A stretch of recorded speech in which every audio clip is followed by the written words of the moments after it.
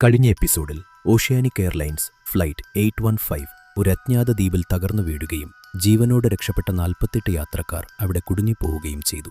രക്ഷപ്പെടാനുള്ള ഏക പ്രതീക്ഷയായ ട്രാൻസീവർ തേടിപ്പോയ ജാക്കും കേട്ടും ചാർലിയും ഒടുവിൽ കോക്പിറ്റിൽ ജീവനോടെ ഉണ്ടായിരുന്ന പൈലറ്റിനെ അജ്ഞാതമായൊരു സത്വം കൊലപ്പെടുത്തിയതും മരത്തിന്റെ മുകളിൽ തൂങ്ങിക്കിടക്കുന്ന അയാളുടെ മൃതദേഹവും കണ്ടതോടെയാണ് ആദ്യ എപ്പിസോഡ് അവസാനിച്ചത്.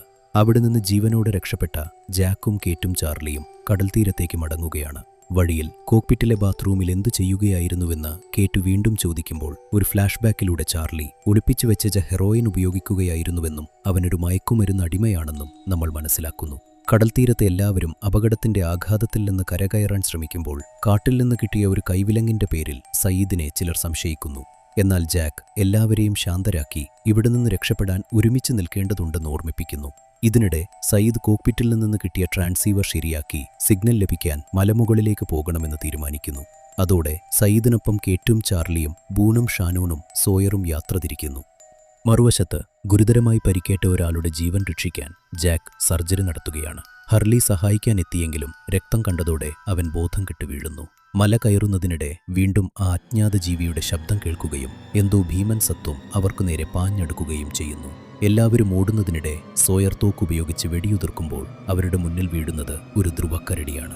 ഉഷ്ണമേഖലാ ദ്വീപിൽ ഒരു പോളാർ ബിയർ എങ്ങനെ എത്തിയെന്ന ചോദ്യം എല്ലാവരെയും ഞെട്ടിക്കുന്നു. തോക്ക് എവിടെ നിന്ന് കിട്ടിയതാണെന്ന് ചോദിച്ചപ്പോൾ വിമാനത്തിലുണ്ടായിരുന്ന US മാർഷലിന്റെ മൃതദേഹത്തിൽ നിന്നാണ് എടുത്തതെന്ന് സോയർ വെളിപ്പെടുത്തുന്നു. അതോടെ കേട്ടിന്റെ ഫ്ലാഷ് ബാക്കിലൂടെ അവളുടെ തടവുകാരിയായിരുന്നുവെന്നും അപകടത്തിനിടെയാണ് കൈവിലങ്ങിൽ നിന്ന് രക്ഷപ്പെട്ടതെന്നും വ്യക്തമാകുന്നു. അതേസമയം ചികിത്സയിലായിരുന്ന മാർഷൽ ബോധം വീണ്ടെടുത്ത് അവൾ എവിടെ എന്ന് ചോദിച്ചതോടെ കേട്ടിന്റെ രഹസ്യം കൂടുതൽ ദുരൂഹമാകുന്നു. ഒടുവിൽ മലമുകളിലെത്തിയ സയ്യിദിന് സിഗ്നൽ ലഭിക്കുന്നു. പക്ഷേ സഹായ സന്ദേശം അയക്കാൻ ശ്രമിക്കുന്ന നിമിഷം ഫ്രഞ്ച് ഭാഷയിൽ ഒരു സ്ത്രീയുടെ ഡിസ്ട്രസ് കോൾ അത് തടസ്സപ്പെടുത്തുന്നു.